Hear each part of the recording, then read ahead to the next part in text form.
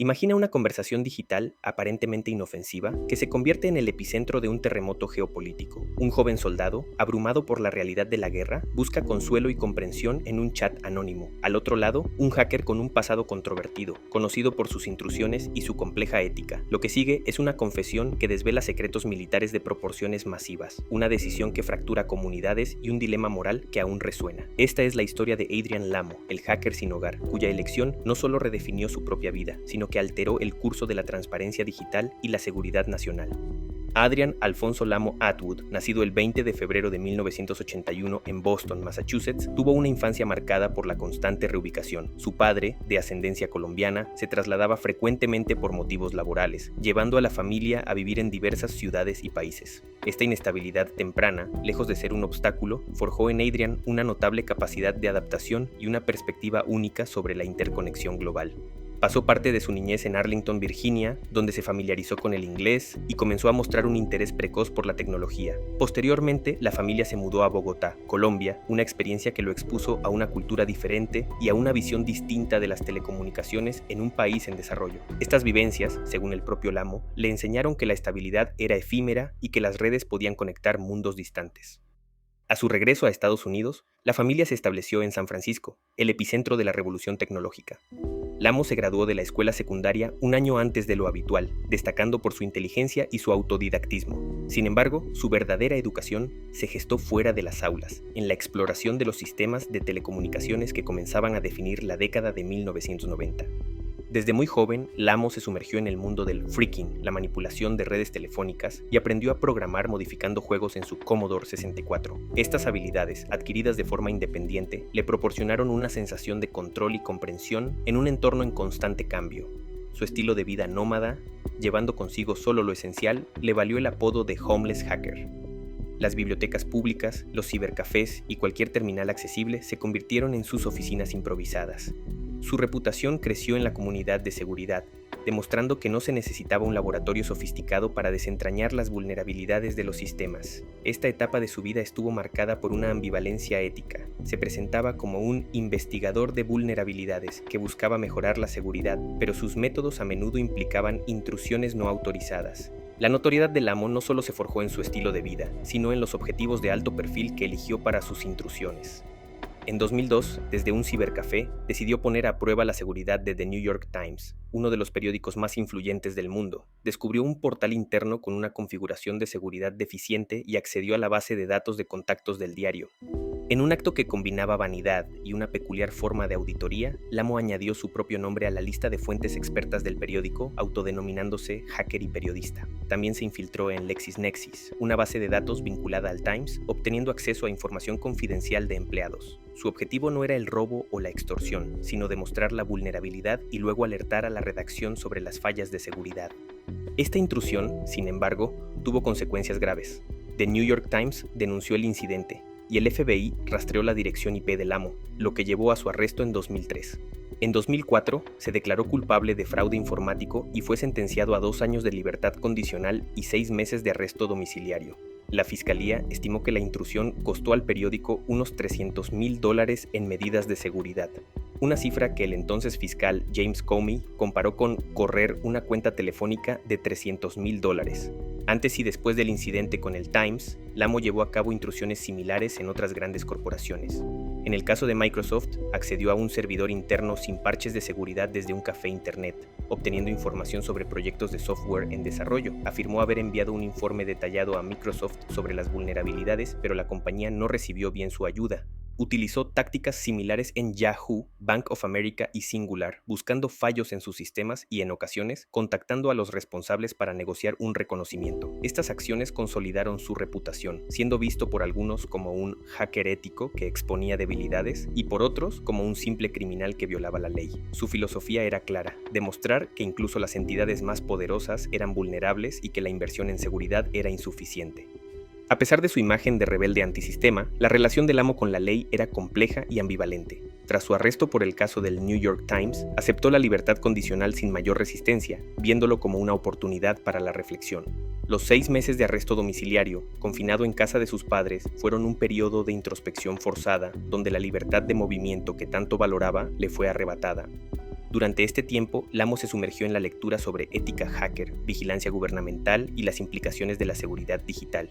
Se describía a sí mismo como alguien en medio de dos mundos. Admiraba el idealismo de los hacktivistas que luchaban por la transparencia, pero también creía en la necesidad de proteger ciertos secretos, especialmente cuando la vida humana podía estar en juego. Esta dualidad marcaría su futuro.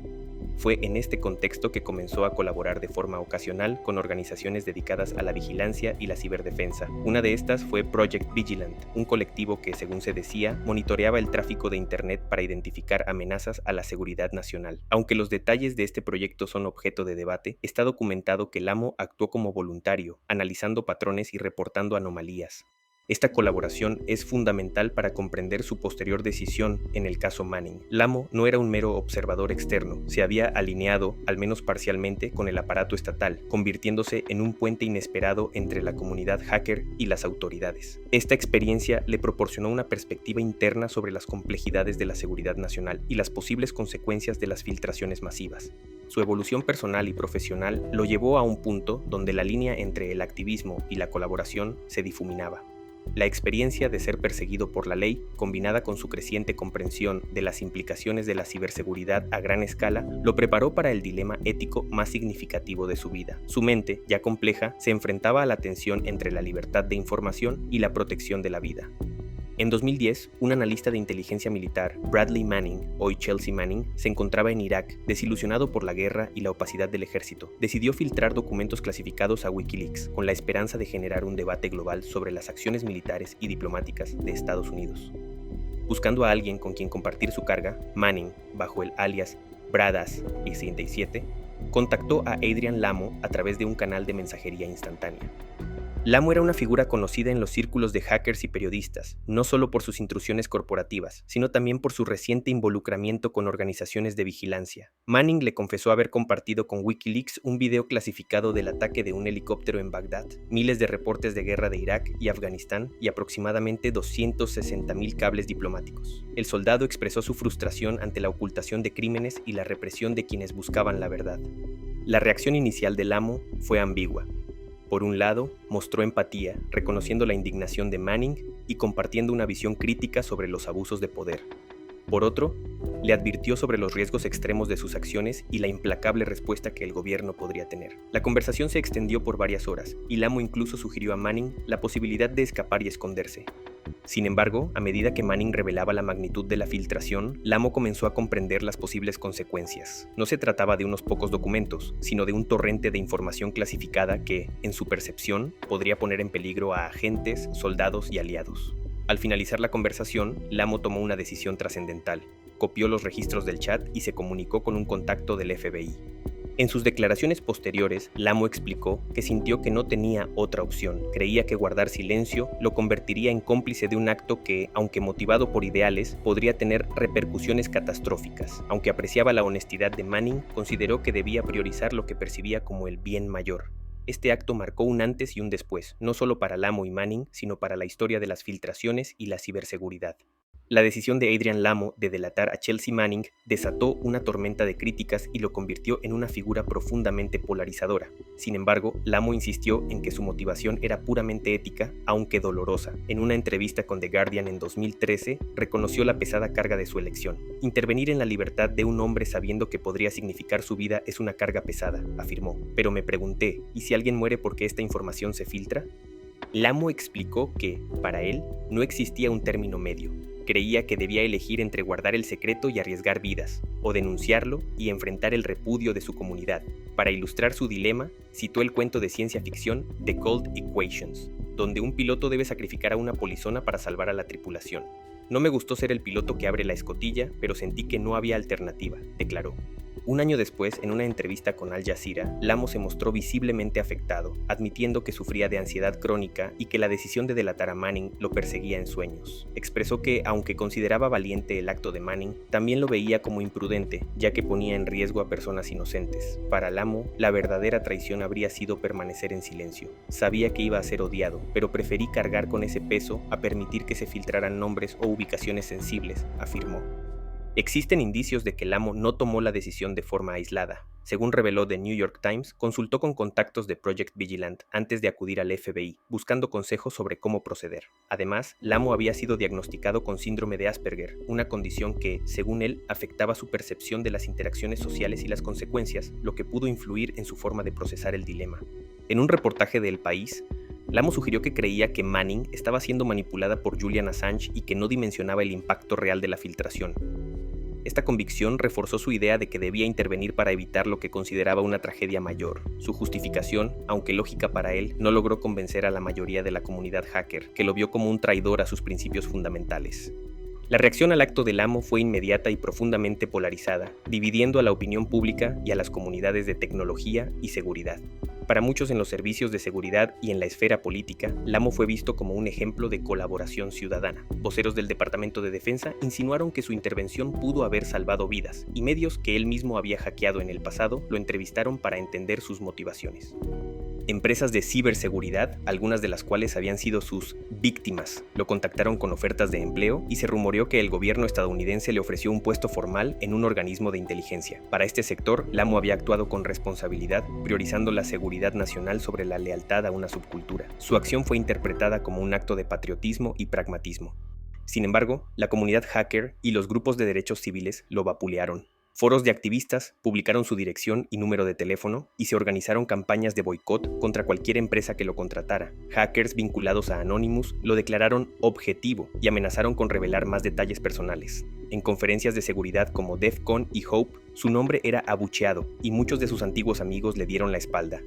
Lamo, consciente de la etiqueta, llegó a usar una gorra con la palabra snitch, soplón, bordada, un gesto que combinaba ironía con resignación. A pesar del ostracismo, a veces se presentaba en público para contar su historia, sabiendo que sería confrontado y llamado traidor. La opinión pública también estaba dividida. Para muchos, Manning era una heroína que había expuesto crímenes de guerra, y Lamo el villano que la entregó.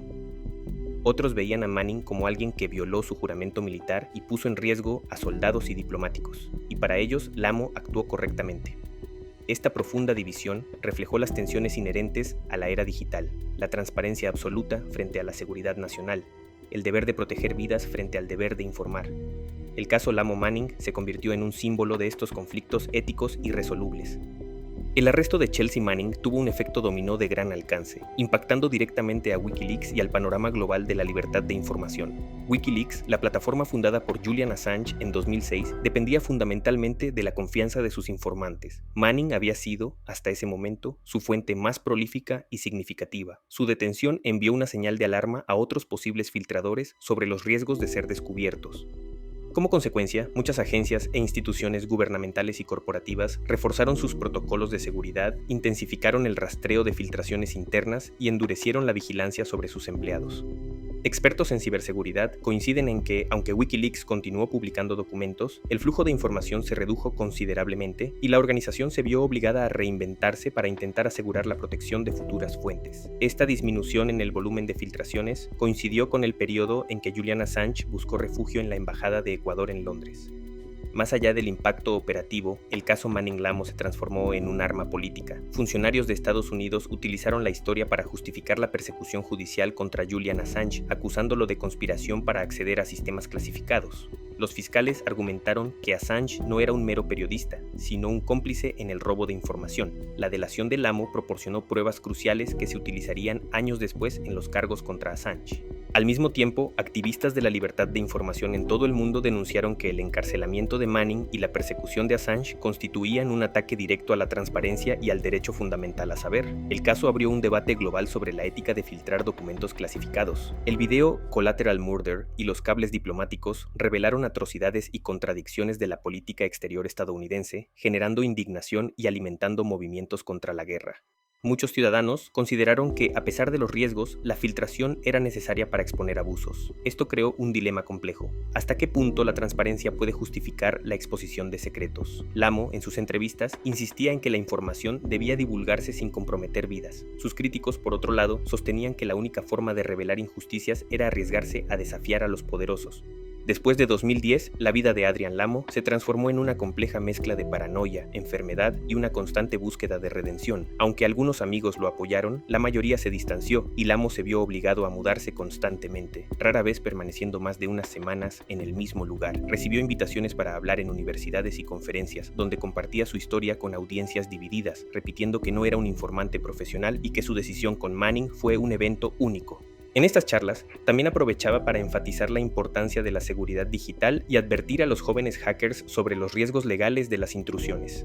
Su salud mental se deterioró significativamente. En entrevistas se mostraba ansioso y en ocasiones incoherente. Reveló haber sido diagnosticado con síndrome de Asperger, una condición del espectro autista que afecta la comunicación social, lo que para algunos ayudó a comprender su aparente insensibilidad a las consecuencias sociales de sus actos.